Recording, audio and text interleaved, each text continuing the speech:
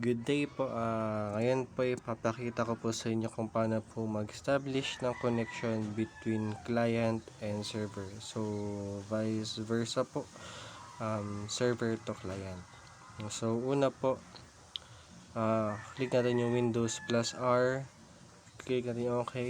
And so, dito po, i-check po natin yung ating IP address. And type po natin ipconfig and click po natin enter.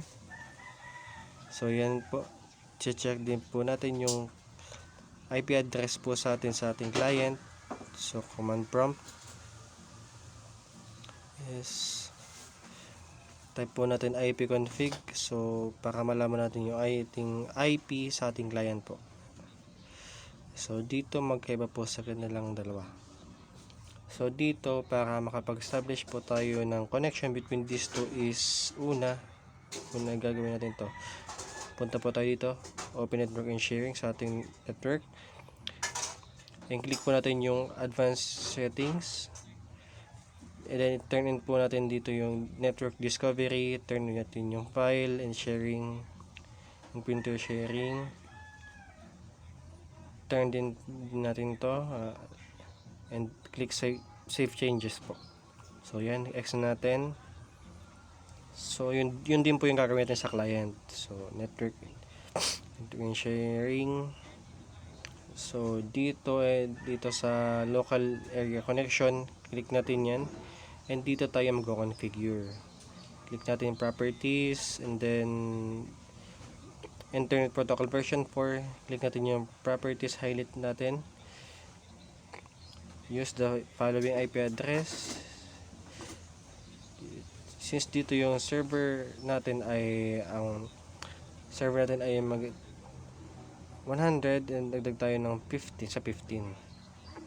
168, 192, 100 and 16 na natin yung ilalagay natin dyan. Yung sub tab na lang. The default gateway natin ay 192.168.100.1. Ay dito naman sa preferred DNS server is yung IP address ng ating server, which is 192.168.100.15.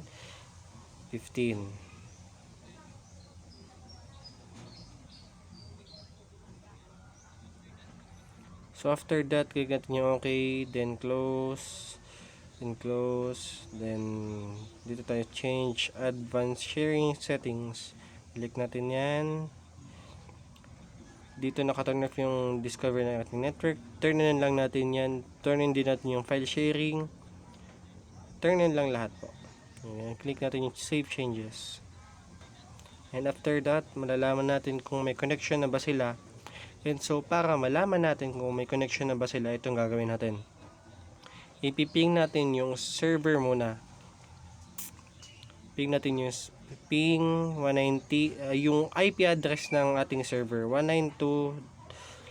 192.168.100.15.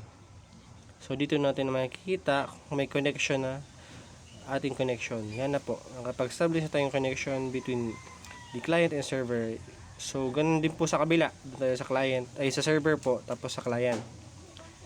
Tingnan din natin kung may establish na connection between those para makita natin kung na-discoverable pa yung server natin sa client.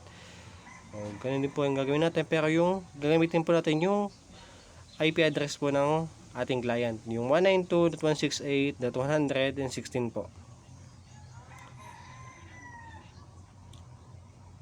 So, yan po. Nakita po natin na may na-establish po tayong connection between client and server po.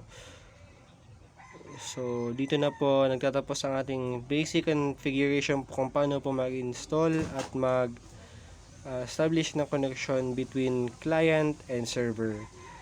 That's all for today po. Thank you and God bless. Bye-bye.